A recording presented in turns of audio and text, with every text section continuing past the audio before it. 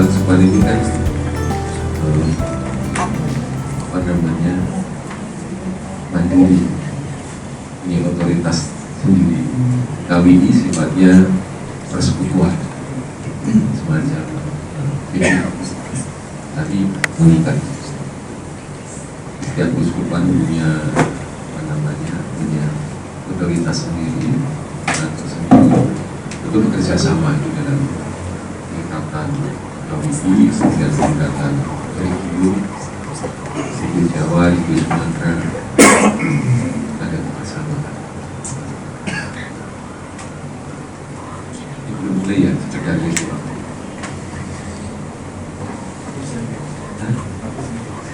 Enggak juga.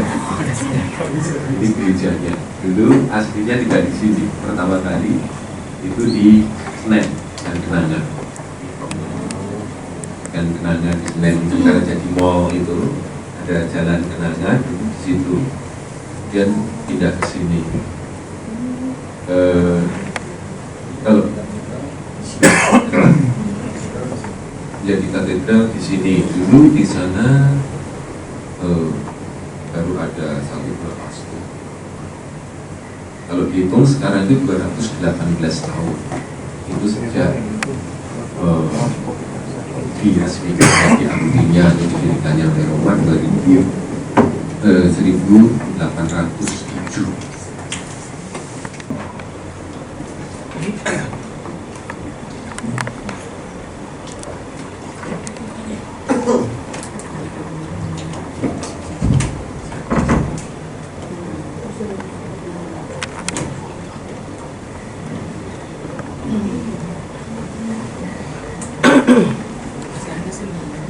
Sudah berapa hari di Jakarta?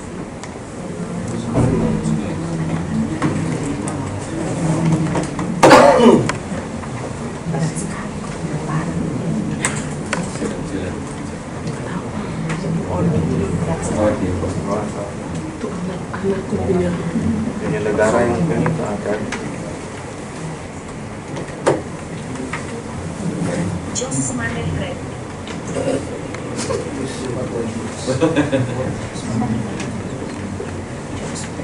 Ya, kesulitan ya. Kalau kami ini ya. Kami nanti mendapatkan ya.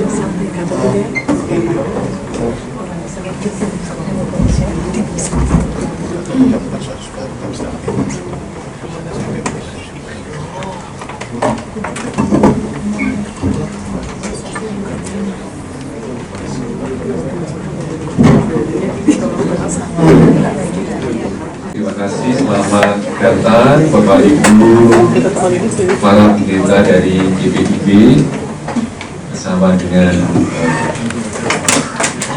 bakonnya Bapak Pendeta Kristus ya. Selamat datang di Uskupan Agung Jakarta yang lihat Pak kita itu hari ini berulang tahun. Selamat berulang tahun. Semoga panjang umur yang selalu.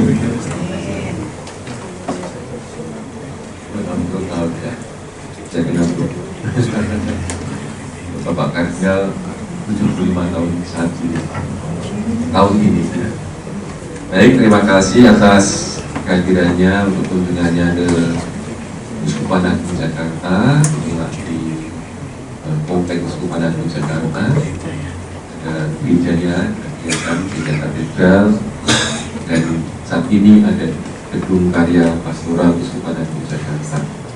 Sebagaimana surat yang diterima Uskupan Agung Jakarta bahwa Bapak Ibu para pendeta kunjung pada kami untuk bersama-sama bersharing, berbagi pengalaman di dalam kehidupan bersama, terutama tentang keindonesiaan sebagaimana surat yang disampaikan.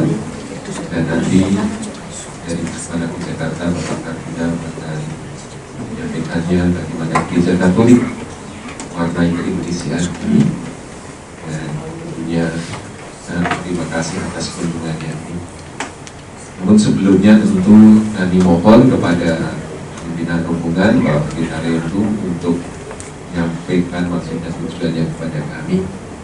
Dan kami secara sederhana mohon maaf untuk menyambut baik sekalian untuk acara pada siang hari ini. Dan setelah Bapak Pendeta Rendu menyampaikan maksud dan tujuan, dilanjutkan Bapak Kardinal, Bapak Uskup untuk memberikan peran bagi Bapak Ibu sekalian. Nanti akan diakhiri dengan parnasa di akhirnya jam. Saya persilahkan Bapak Pendeta Rendu. Selamat siang, salam sejahtera untuk kita semua. Romo Kardinal yang kami hormati, kami pertama-tama menyampaikan terima kasih dan apresiasi untuk kesempatan dapat menerima kami yang mewakili Gereja Protestan Indonesia bagian Barat GPIB. Walaupun ini merupakan kesempatan yang kedua karena angkatan pertama tahun 2023 kami memulai dan juga sempat mendapatkan pencerahan dari Romo Suharyo waktu itu masih belum kardinal. 2003 sudah? Oh sudah ya? Ya, salam dari Ketua Umum kami yang saat ini lagi bertugas ke Bali dan sempat hadir. Ini angkatan kedua ini datang dari 15 provinsi. Ya, ini beliau dari Lampung, dari Riau, kemudian dari Jawa Barat, dia ditugas di Pelabuhan Ratu. Ya, itu wakil Nyiroro Kidul. Kemudian ada pendeta Olik, pendeta muda yang dari Kabupaten Berau, Kalimantan Utara. Berau itu Kalimantan Timur, tapi berbatasan utara. Satu dari Tarakan, dari Kalimantan Utara. Ya, kalau saya sebut satu-satu agak lama, tapi yang jelas kami datang dari provinsi, juga dari Jakarta. GPIB mempunyai program pendidikan ekumeni ke-Indonesiaan. Jadi kami belajar bagaimana bisa menjadi kader bangsa, kader kerukunan, ya. Dan tahun ini ditambah menjadi kader lingkungan, kader lingkungan hidup. Oleh karena itu kami tadi baru kembali dari Muhammadiyah. Kami belajar dari komunitas Muhammadiyah yang mengembangkan ekobinika. Kalau kemarin kami sudah ke Masjid Istiqlal, mau berangkat kemari tapi tidak berkesempatan, baru hari ini. Tapi sudah lewat terowongan silaturahmi ya? Sudah Pak? Sudah, kemarin pagi.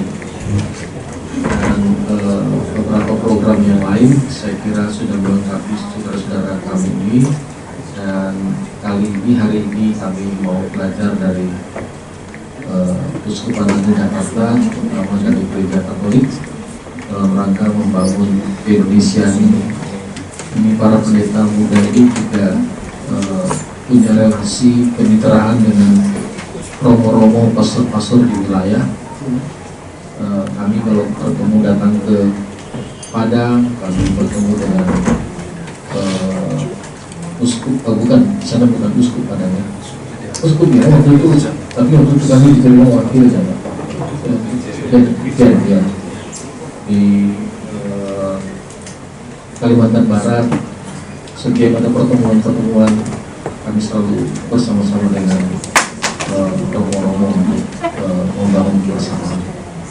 Saya kira ini saja pengantar dari saya. Terima kasih sekali lagi untuk kesempatan ini. Terima kasih Pak.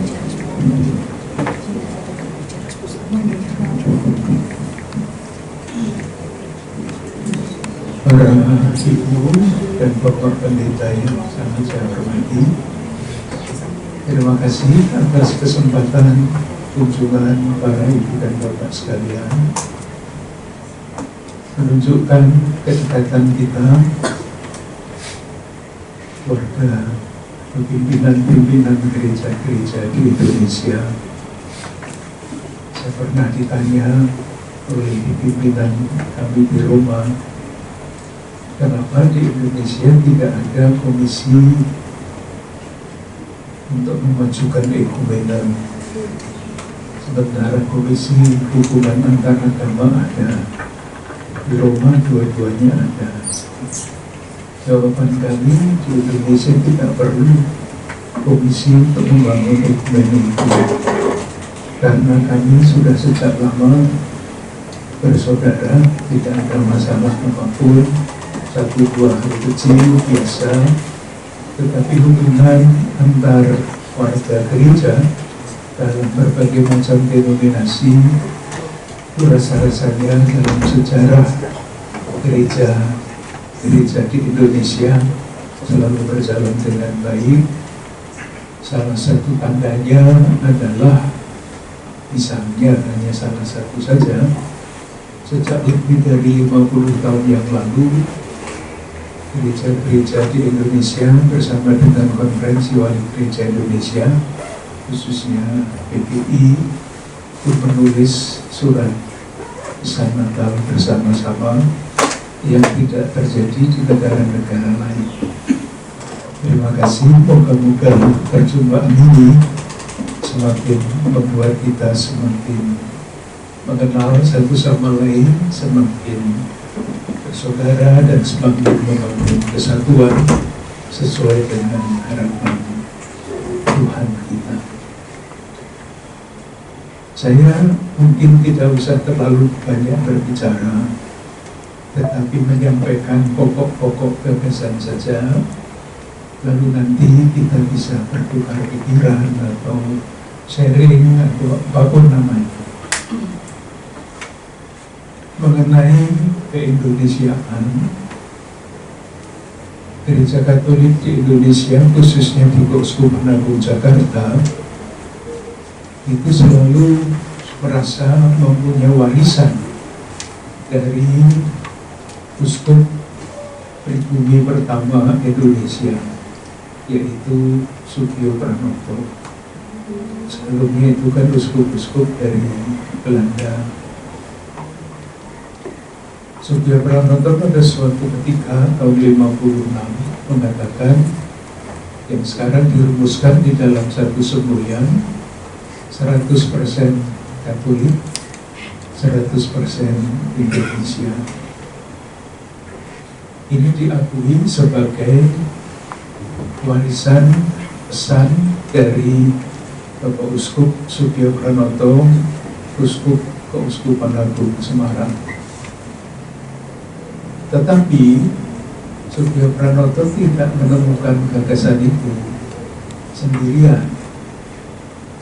Sejauh dapat kita telusuri dari sejarah, ini adalah warisan dari gurunya, adalah seorang Belanda, misionaris Belanda, namanya Panlip.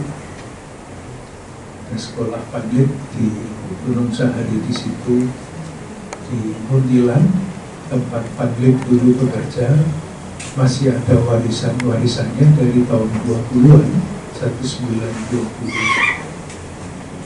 Pada waktu itu, Romo Panlip yang dikenal sebagai orang Belanda yang berhati Jawa, waktu itu belum ada Indonesia, tahun 1922, itu mengatakan begini, saya katakan orang Belanda yang berhati Jawa. Nah, sekarang ini tidak sedikit orang Jawa yang berhati Belanda.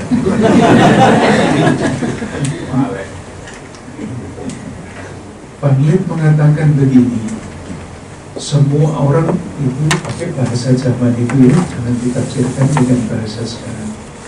Waktu itu Van Lith mengatakan, semua orang tahu bahwa kami para misionaris berusaha untuk berdiri di tengah. Di tengah itu antara penjajah dan yang dijajah.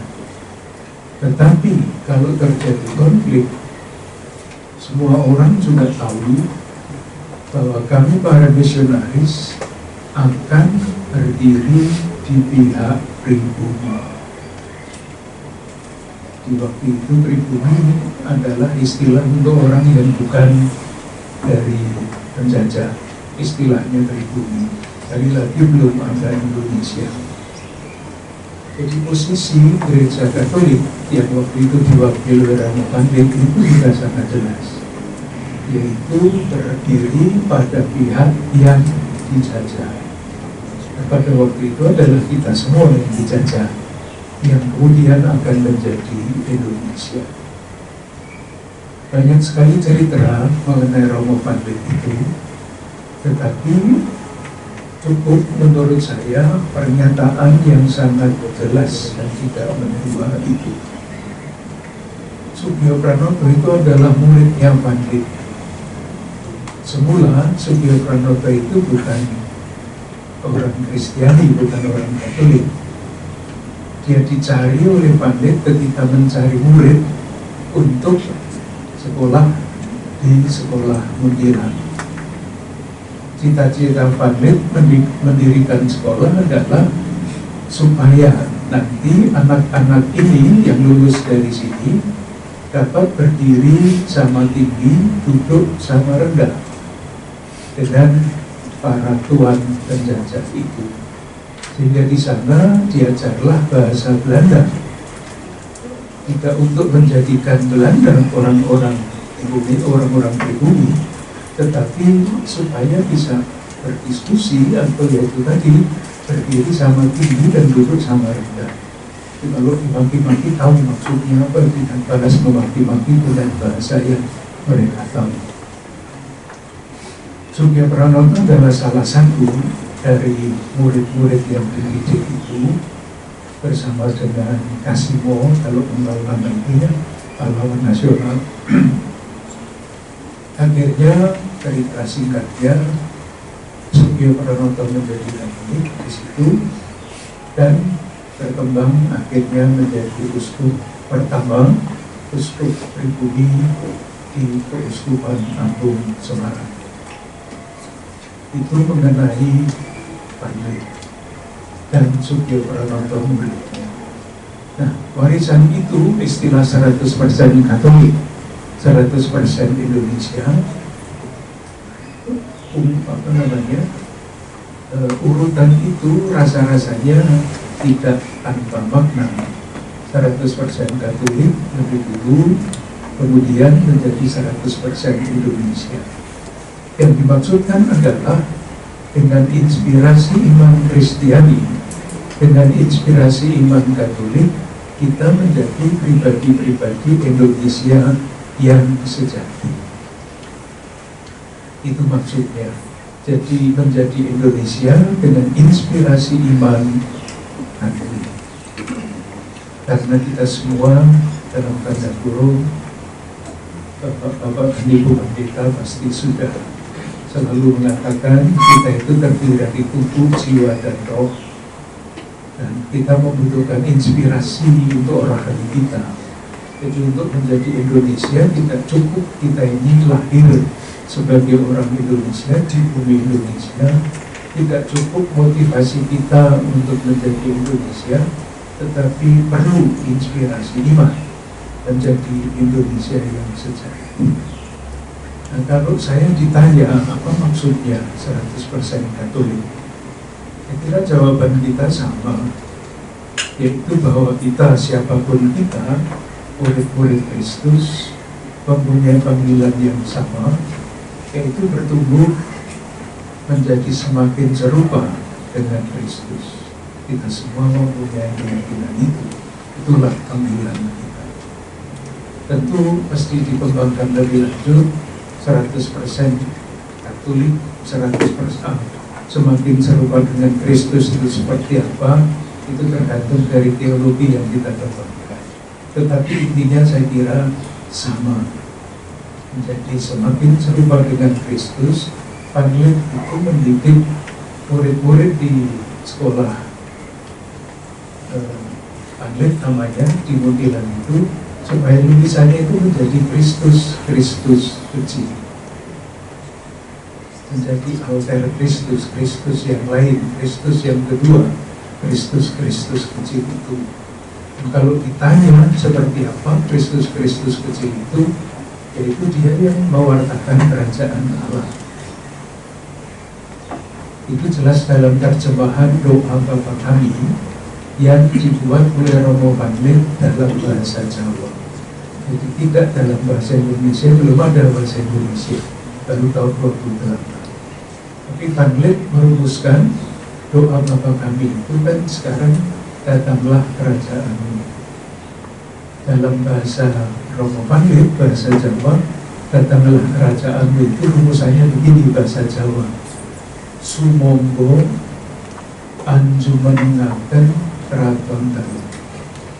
Mari kita tegakkan kerajaan Allah.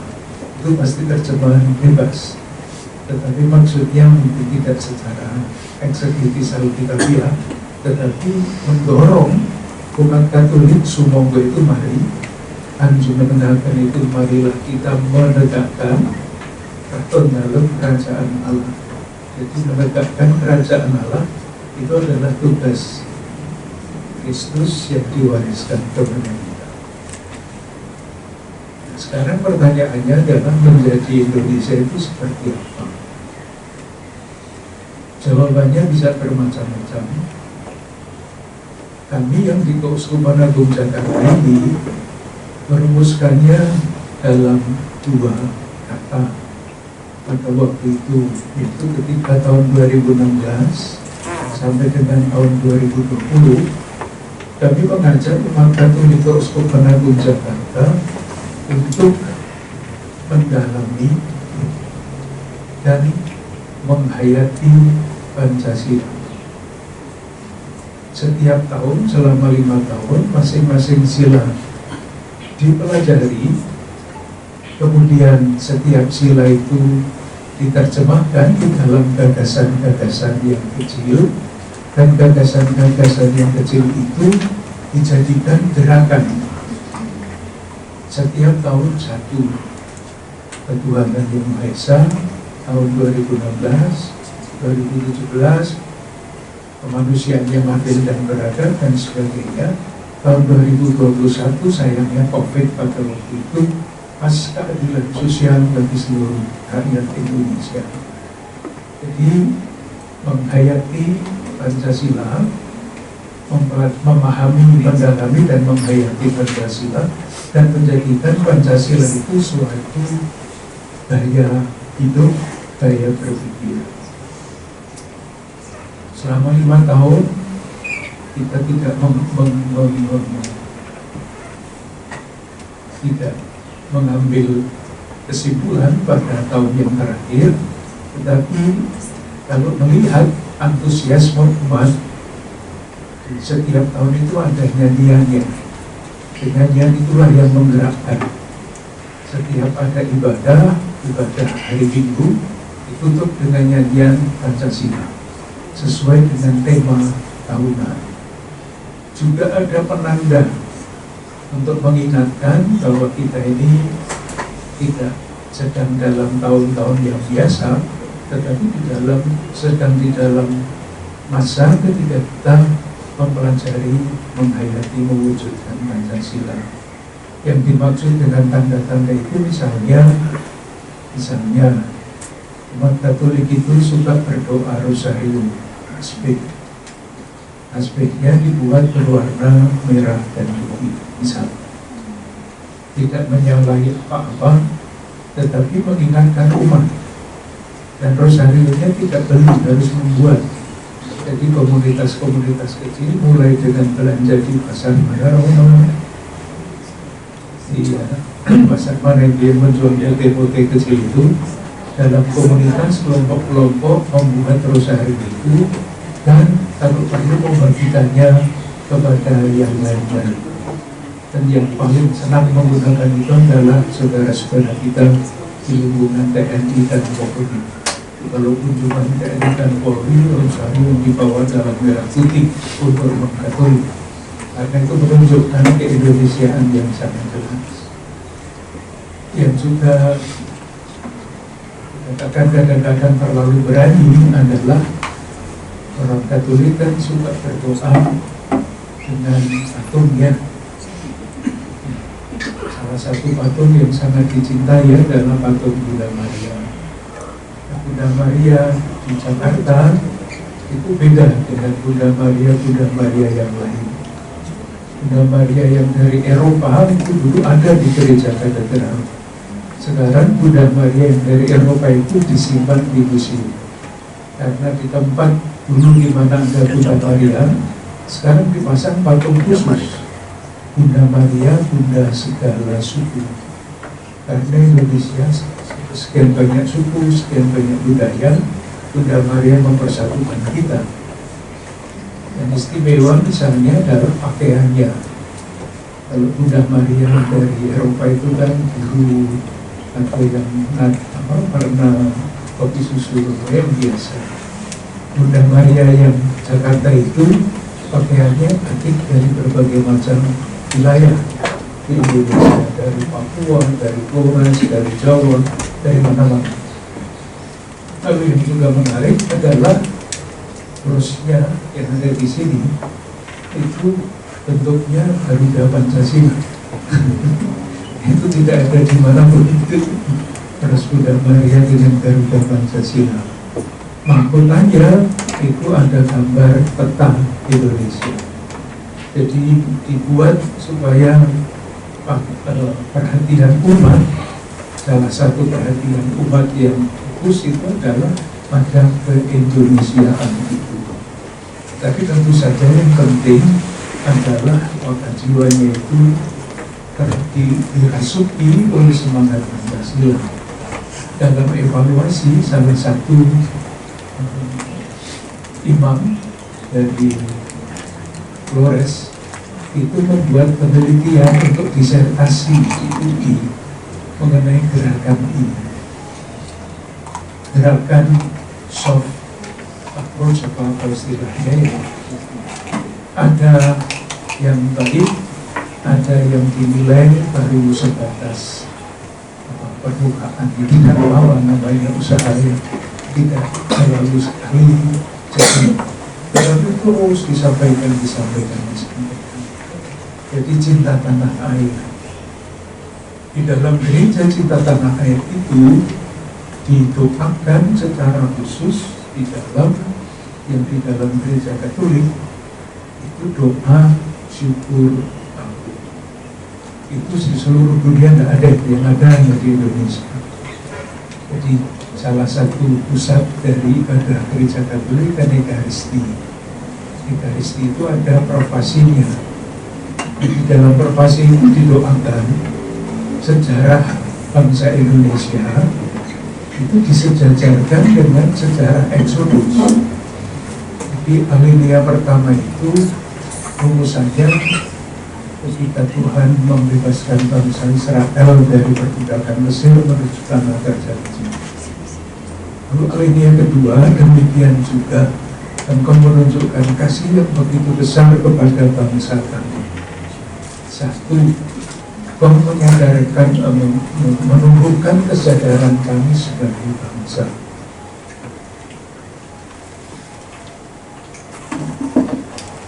Itu kan kebangkitan nasional yang baru saja kita rayakan. Hari kebangkitan nasional itu kan awal dari kesadaran kita mulai sadar bahwa kita akan menjadi satu bangsa. Untuk memberikan bahasa yang mempersatukan Sumpah Pemuda, satu nusa, satu bangsa, satu bahasa. Dan kau memberikan Pancasila, landasan hidup bangsa. Jadi Eksodus dari Mesir itu atau sejarah kebangkitan nasional sampai proklamasi kemerdekaan itu disejajarkan dengan eksodus dari Mesir. Itu bagi saya sesuatu yang sangat inspiratif. Ternyata sejarah bangsa kita itu sumbernya adalah di sana. Itu bagi kita bisa menjadi inspirasi yang sangat kuat bahwa kita ini bukan sekedar sejarah bangsa manusia, tetapi sejarah bangsa yang dipimpin oleh Tuhan sendiri.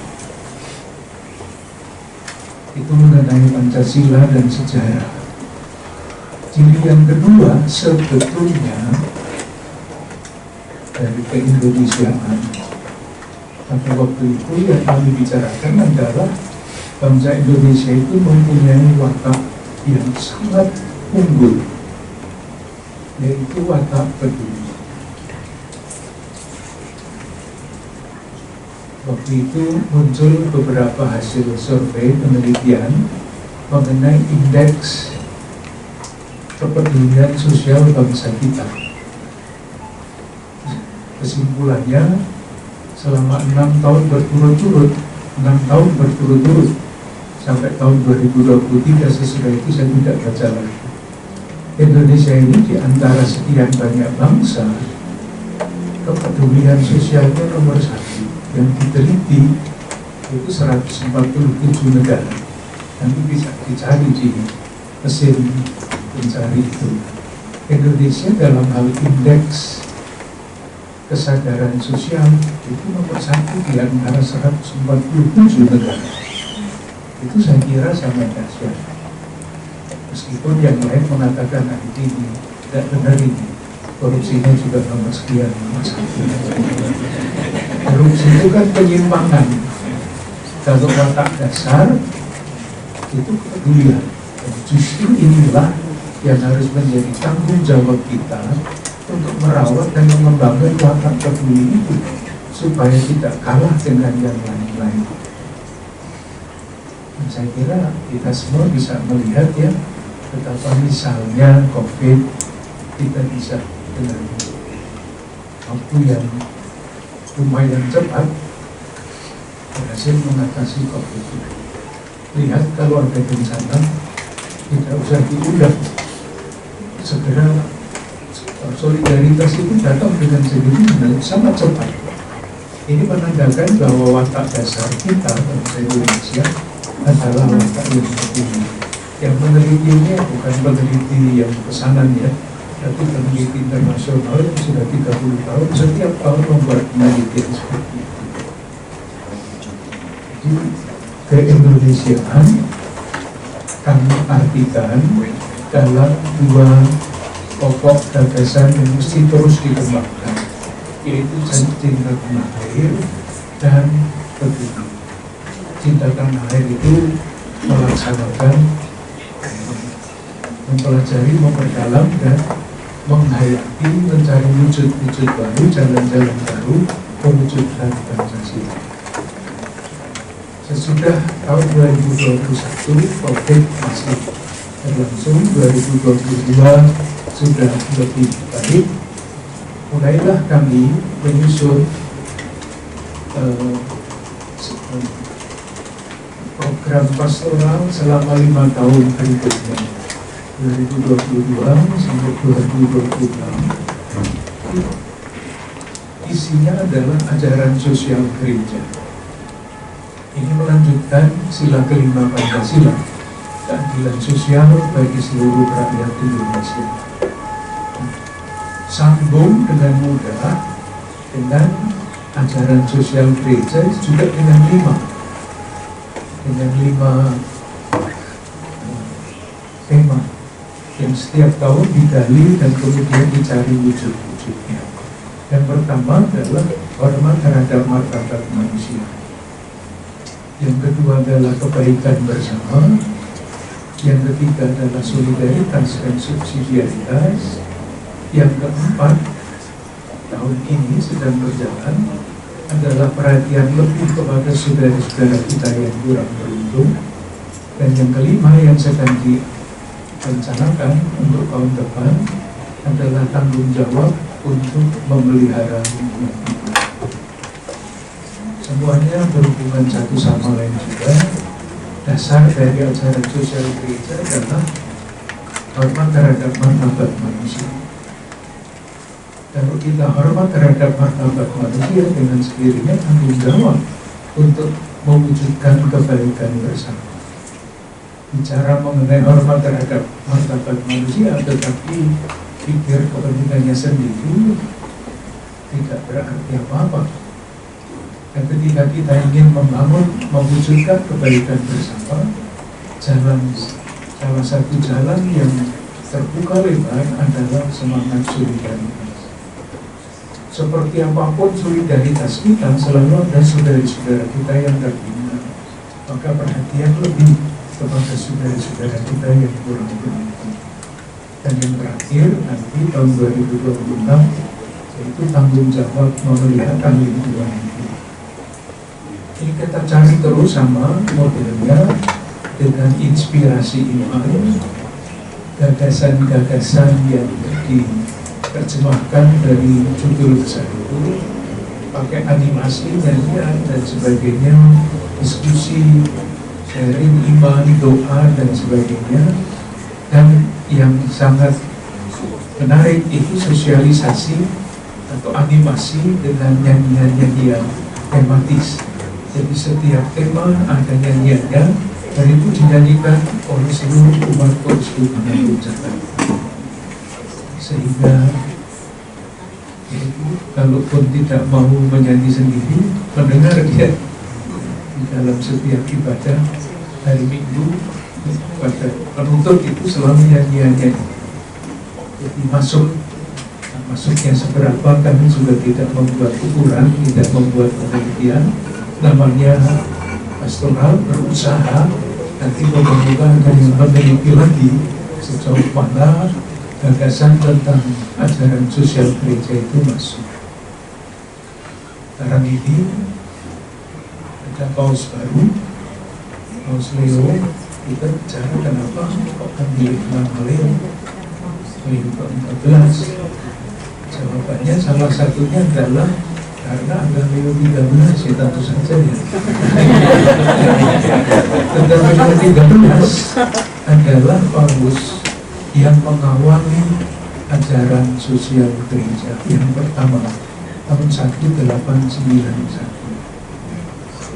Jadi pada waktu itu ada revolusi industri, kata susunan masyarakat tradisional goncang, petani selesai masanya menjadi masyarakat industri.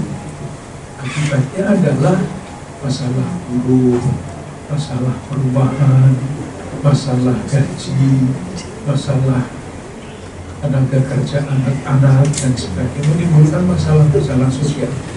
Dan mulai saat itu gereja Katolik sadar bahwa ajaran itu tidak hanya ajaran iman, katakan dengan keyakinan kita, tetapi gereja harus masuk di dalam masalah-masalah baru yang muncul karena perkembangan zaman pada waktu itu industrialisasi. Sekarang masalah-masalah baru jauh lebih kompleks. Harapannya gereja juga berusaha mencari jalan untuk terlibat di dalam masalah-masalah baru, tantangan-tantangan baru akibat dari kemajuan zaman.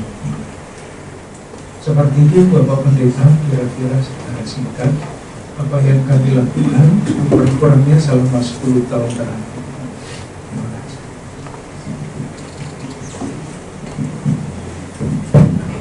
Baik, terima kasih Pak Kardinal telah memberikan penjelasan mengenai pada Jakarta kurang lebih 10 tahun terakhir, di mana Indonesia ini bersama-sama Keuskupan tentu juga jadi inspirasi bagi keuskupan lain di Indonesia ini. Saya persilahkan untuk Bapak Ibu kalau ada tanggapan atau ada yang ingin bertanya dan lain sebagainya, silakan. Baik, terima kasih Bapak Kardinal. Perkenalkan, saya Pendeta Marco Kumendong, asal dari GGB Jemaat Shalom Pancasila. Ya, kebetulan namanya juga Shalom Pancasila karena kami menghayatinya membawa shalom di bumi Pancasila. Kira-kira begitu. Dan terima kasih Bapak Kardinal atas penjelasannya. Saya kira ini harapannya apa yang sudah disampaikan oleh Bapak Kardinal bisa memberikan semangat bagi kami untuk kami menghidupkan Indonesia di tengah gereja dan masyarakat. Sebenarnya ada banyak hal yang ingin saya sampaikan, tapi ya saya berusaha untuk meringkas karena pasti ada teman-teman lain juga. Yang pertama adalah hal menarik tadi disampaikan bahwa untuk membuat merasuki Pancasila dan keindonesiaan itu ternyata bukan hanya sekedar sebuah pernyataan. Hal tersebut dirasuki dengan seperti tadi di dalam liturgi, dalam doa syukur agungnya dirancang sedemikian rupa agar untuk bisa menghidupkan Pancasila. Kemudian tadi kepedulian itu diturunkan melalui mungkin program atau rencana strategi di dalam dalam setiap di Keuskupan Agung Jakarta. Nah, Indonesia dan Pancasila itu dalam liturgi maupun juga dalam rencana strategi mungkin boleh diberikan secara detail bagaimana caranya khususnya Keuskupan Agung Jakarta untuk menggumuli agar itu bisa dimasukkan di dalam liturgi maupun juga rencana strategi. Itu pertama. Kemudian yang kedua lebih spesifik adalah berkaitan dengan relasi Protestan dengan Katolik. Kita bersyukur bahwa tadi sudah disampaikan oleh Bapak Kardinal bahwa tidak seperti di negara-negara lain kita tidak perlu memiliki komisi hubungan ekumenis karena kita sudah hidup lama berdampingan bersama-sama. Namun pengalaman saya di lapangan, mungkin ini keterbatasan pengetahuan dan pengalaman saya juga. Kebetulan saya di jemaat atau di paroki lah, di paroki di daerah yang mayoritas Katolik di desa Sumber Arum, Pancasila. Itu nama kami dulu Pancasila, jadi orang tuanya di kampung Pancasila. Nah, dalam pengalaman saya selama melayani di sana memang mungkin di aras di seperti di Keuskupan atau mungkin di Romo-Romo mungkin berkaitan dengan hidup berdampingan antara Protestan dengan Katolik ini saya rasa tidak tidak sulit, tetapi khususnya di umat di grassroots sepertinya masih ada kegagapan bahwa Protestan dan Katolik ini seperti ada masih di dua kotak yang berbeda. Walaupun kami selalu ngomong kita tetap orang satu gereja, tapi ada masih kegagapan antara Protestan dengan Katolik. Salah satu contohnya adalah ketika saya dapat undangan di misalnya ada misa atau misalnya ada syukur. Kalau pengalaman saya di kota, saya mungkin kalau misalnya ikut misa bisa berdiri, bisa duduk. Tapi ketika saya di kampung di sana, ya duduk saja, gitu. Sambil yang lainnya berdiri menyanyi, ya saya hanya bisa diam. Nah, bagaimana caranya agar hidup ekumenis ini antara Protestan dan Katolik ini bisa dihidupkan tidak hanya di dalam aras keuskupan atau juga di para rohaniawan, tetapi juga di grassroots, di umat begitu. Dan yang terakhir mungkin saya perlu diberikan penjelasan berkaitan dengan Deklarasi Istiqlal yang kemarin sudah menjadi salah satu tonggak bersejarah bagi kita di Indonesia maupun juga Gereja Katolik Roma. Mungkin bisa dijelaskan secara detail karena mungkin kita juga banyak yang belum tahu tentang Deklarasi Istiqlal. Saya kira itu saja. Terima kasih Bapak Kardinal. Kita main-main sedikit ya Pak ya. Indonesia kan jauh dari Vatikan. Jadi tidak sangat diawasi. Kalau buat diawasi tidak tahu bahasanya. Itu kalau main-main. Memang sekarang wewenang untuk menentukan penggunaan rumus liturgi resmi itu diserahkan kepada konferensi wali gereja masing-masing. Dulu semuanya harus diperiksa oleh Vatikan.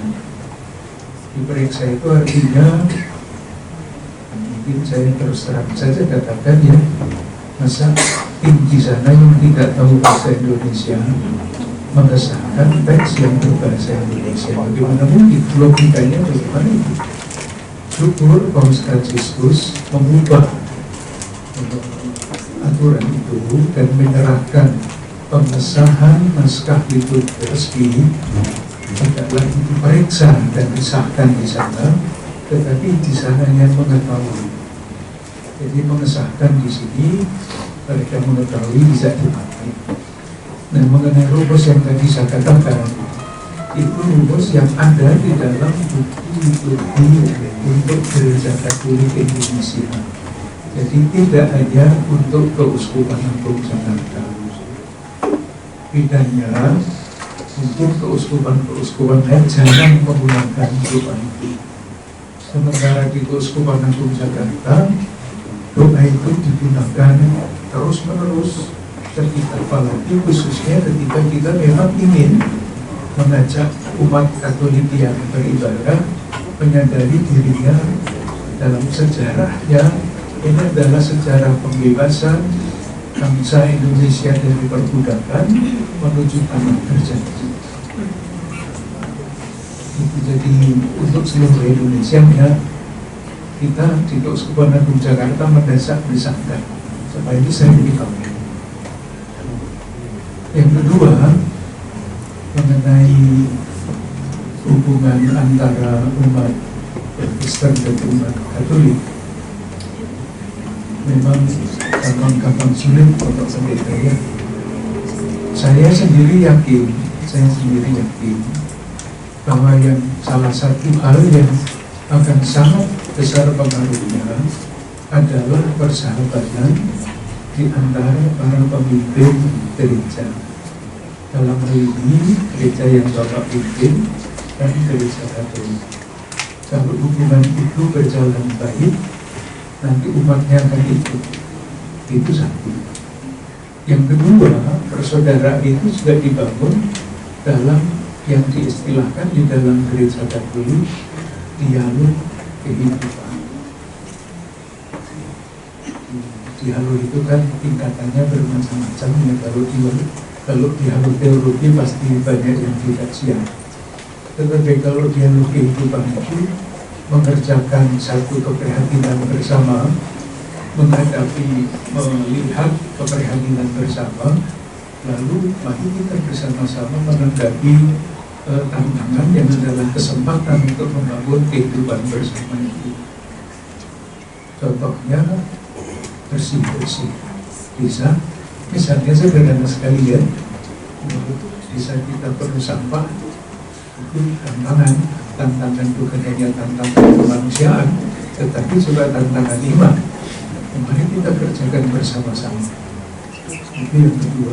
Yang ketiga, yang sejauh saya tahu sekarang menjadi semakin banyak diminati adalah doa ekumeni yang bukan liturgi resmi.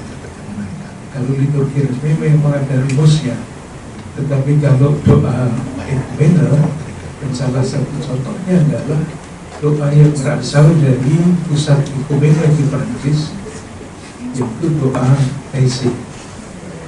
Itu dihadiri oleh banyak orang, termasuk yang tidak percaya kepada Tuhan pun ikut karena nyanyiannya bagus-bagus, tenang, tidak macam-macam, tidak menimbulkan reaksi yang bisa bermacam-macam. Doanya satu kalimat diulang-ulang dengan gaya yang sangat bagus. Kalau disiapkan dengan sangat bagus itu sangat membantu. Di lingkungan gereja Katolik itu banyak sekali universitas, paroki, doa-doa Taizé itu berkembang dengan sangat bagus. Dan kalau kita ikut di dalam doa itu sejauh saya tahu, Bapak Pendeta ya, mengenai deklarasi Istiqlal, Romo Suyati bisa tidak? Baik, deklarasi Istiqlal memang dirumuskan bersama dan dulu yang merangkumkan ini Pak Didik ya, Pak Didik saja ya.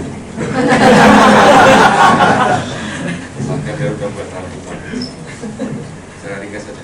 Baik, secara ringkas deklarasi Istiqlal itu menyoroti dua krisis utama. Yang pertama adalah krisis tentang kemanusiaan. Krisis kemanusiaan itu terjadi karena degradasi martabat manusia, ya, karena perang, karena macam-macam yang dialami, masuk misalnya soal pelecehan, soal antar itu ya, penjualan manusia itu, segala macam itulah. Itu. Kemudian yang kedua adalah tentang lingkungan hidup. Bagaimana kita ketahui lingkungan hidup menjadi ini ada, nanti bisa kita lihat. Nah, untuk menanggapi dua krisis serius itu ada anjuran dari deklarasi Istiqlal. Yang pertama adalah mengedepankan nilai-nilai agama yang dianut untuk mengalahkan budaya kekerasan dan ketidakpedulian terhadap kemanusiaan. Yang kedua, pemimpin agama termasuk kita semua ini bekerja sama menanggapi krisis tersebut dengan mengidentifikasi persoalan dan mengambil tindakan tepat berdasarkan narasi dan tradisi kerohanian masing-masing. 3. Dialog antar umat beragama dijadikan sarana efektif untuk menyelesaikan konflik-konflik lokal, regional, maupun internasional, khususnya konflik yang dipicu oleh penyalahgunaan agama. Selain itu, keyakinan dan ritual keagamaan dipakai untuk menyentuh hati manusia sehingga mampu menumbuhkan rasa hormat yang mendalam terhadap martabat manusia. Yang keempat, menyerukan dengan tulus agar semua pihak yang berkehendak baik mengambil tindakan tegas guna menjaga keutuhan lingkungan hidup dan sumber daya alam agar dapat diwariskan kepada generasi penerus. Itu kurang lebih intinya antara anjuran dan juga perhatian terhadap dua krisis. Kalau belum punya deklarasinya, nanti bisa kita sudah ya? Ya. Oke, ini rangkuman nanti bisa deklarasinya sendiri bisa kami berikan kalau memang belum punya. Ya. Nanti kami kirim ke Pak Sekretariat itu dan bisa dilakukan. Tapi secara umum begini, deklarasi Istiqlal ini tentu menjadi turunannya dari deklarasi Abu Dhabi. Ini memang ditekankan pada dua hal tadi, tentang tentu masih tentang martabat manusia dan lingkungan hidup yang sudah dihidupi secara bersama-sama. Nah, memang sekarang ini kalau dari deklarasi Istiqlal itu masih kurang menggema. Karena itu nanti kalau dibagikan semuanya kepada Bapak sekalian dan bisa ditafsirkan sendiri-sendiri saja. Dan memang beberapa kali sudah ada pertemuan Istiqlal, bahkan dihadiri dari putusan Abu Dhabi itu juga menegaskan kembali deklarasi ini mengajak seluruh yang berkenan untuk menafsirkan, melaksanakannya di dalam komunitas masing-masing. Nah, memang sosialisasinya masih agak kurang ya Pak Tita ya. Nanti ini inisiatifnya tentu dari kita bersama, karena Kiai Nasaruddin sudah jadi menteri, terlalu sibuk sekali dalam tugas-tugasnya. Bisa kita ajak kembali untuk semakin menghidupkan atau mewarnai dari deklarasi ini agar sungguh mengakar, karena itu mungkin salah satu dari sekian pernyataan bersama dengan Paus dan salah satunya yang ada di Indonesia. Dan yang ada juga di Abu Dhabi dan di Indonesia di tempat lain rupa-rupanya tidak sampai pada tingkatan seperti itu. Terima kasih. Untuk itu silahkan kalau masih ada yang lain, silahkan Pak.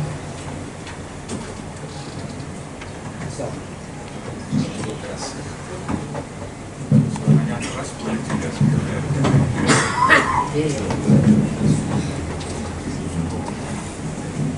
selamat siang. Saya Pendeta Salmon Bawule dari GPP Jemaat Bukit Zaitun, Makassar.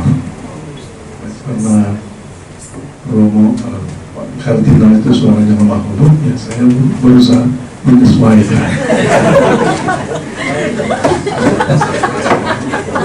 Lebih lembut lagi Pak. Apa? Ya.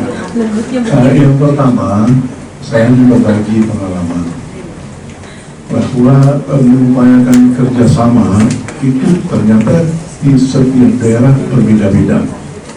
Hal yang sangat positif dan mengembirakan adalah ketika kami bekerja sama antara PGW, saya ketua PGW wilayah Bangka Belitung, saya mendapatkan penerimaan yang luar biasa.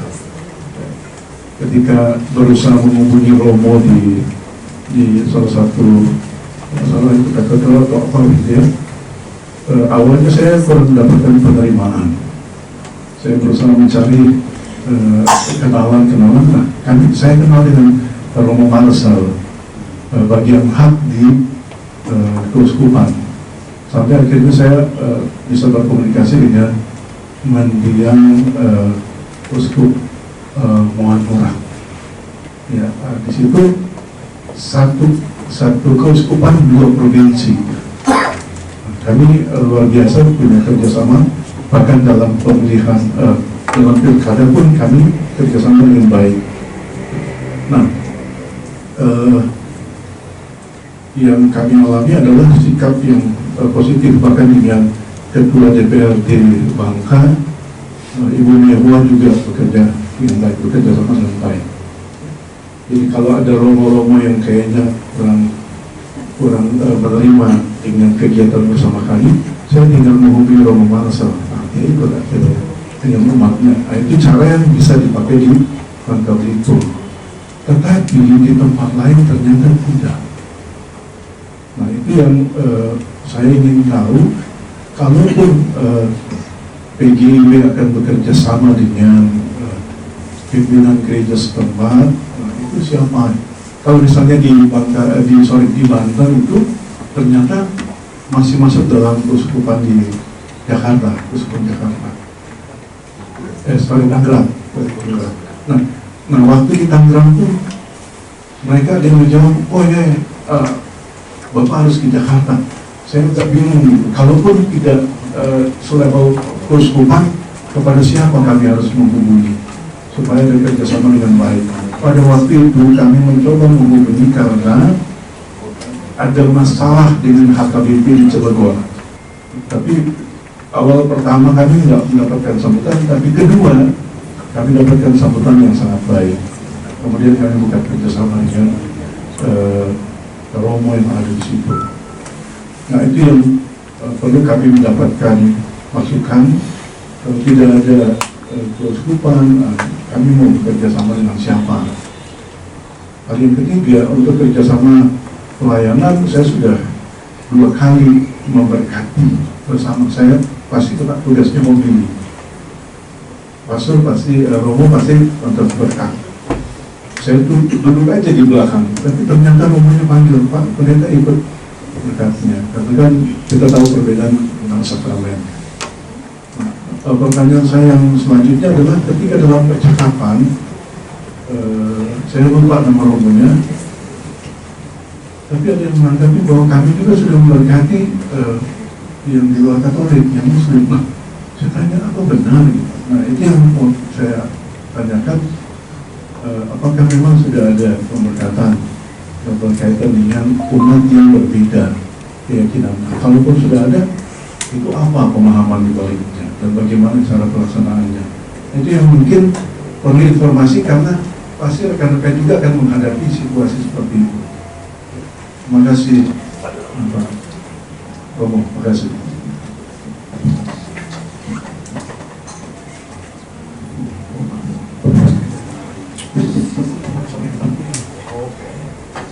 Moga Mas. Terima kasih Bapak Pendeta. Suara saya memang sedang serak-serak basah. sudah beberapa hari begini.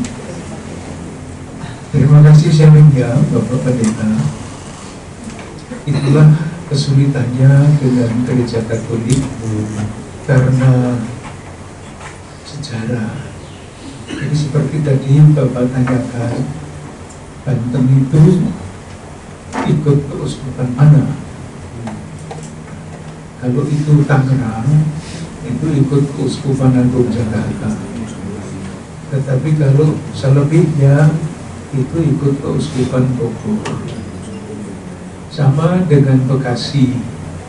Bekasi itu, kalau Bekasi itu ikut keuskupan Agung Jakarta. Selebihnya ikut Jawa Barat.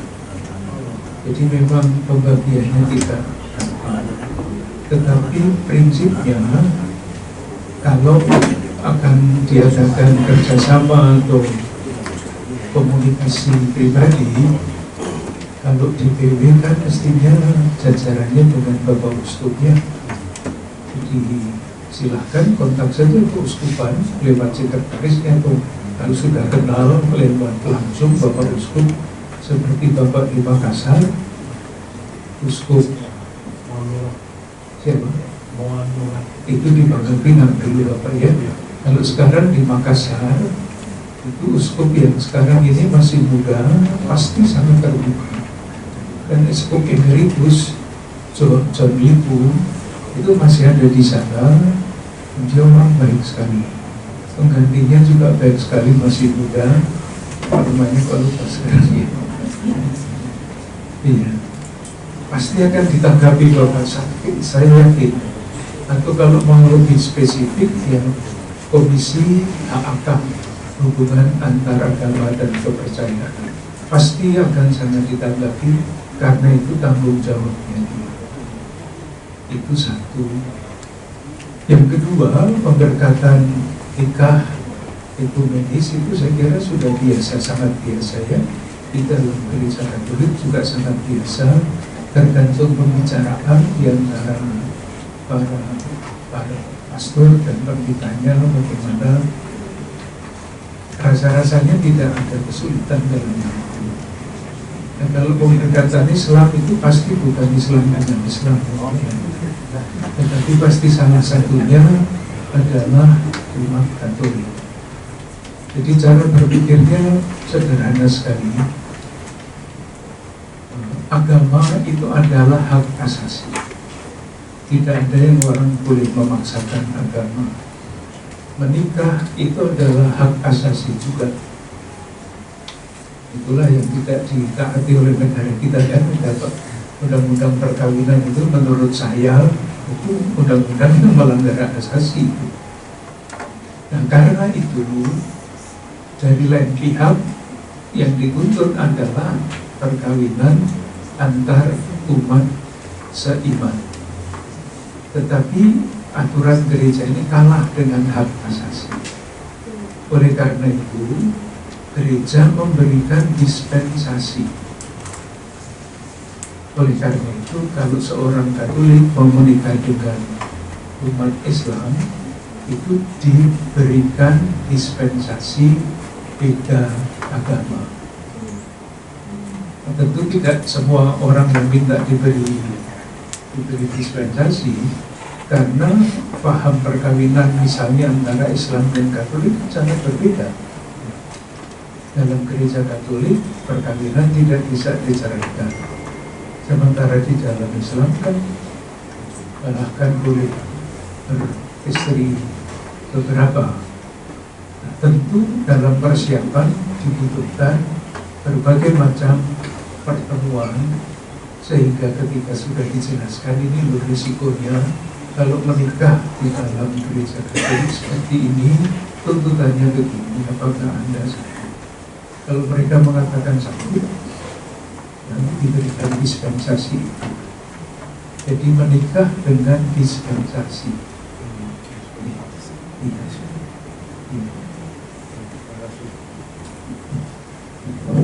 Baik, saya menambahkan sedikit. Tentu kalau berkomunikasi berkaitan dengan pola kerjasama ekumenis, silahkan. Kalau yang ada di wilayah Keuskupan Agung Jakarta Jakarta, Tangerang, dan Bekasi.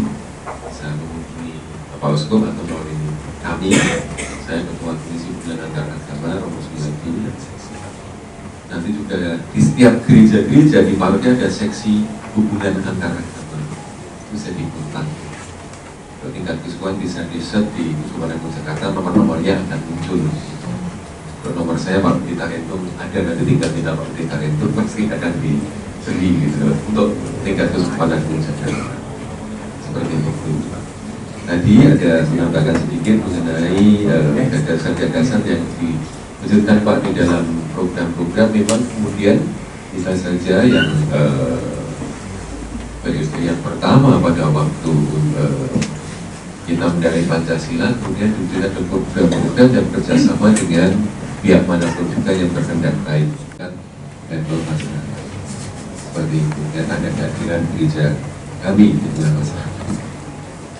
Baik, kalau masih ada satu lagi atau cukup? Ibu, silahkan sambil di minum dan dimakan. Apakah masih ada atau sudah cukup? Cukup ya? Baik, Bapak Ibu sekalian, Pak Pendeta dan Pendeta, terima kasih atas kehadirannya, kunjungannya kepada kami, dan mohon maaf kalau kami kurang pas untuk menerima Bapak sekalian, dan tentunya mudah-mudahan apa yang dijelaskan oleh Bapak Uskup, Bapak Kardinal berkenan dan menjadi bekal bersama untuk nanti berjumpa dengan umat Katolik atau pimpinan Gereja Katolik, pastor, dan kalau tadi Bapak Uskup ya sebagai nada awal untuk berkomunikasi, bekerjasama bagi kita semua. Lagi terima kasih, dan dari kami akan menyampaikan ada cindera mata untuk jumpa bersama.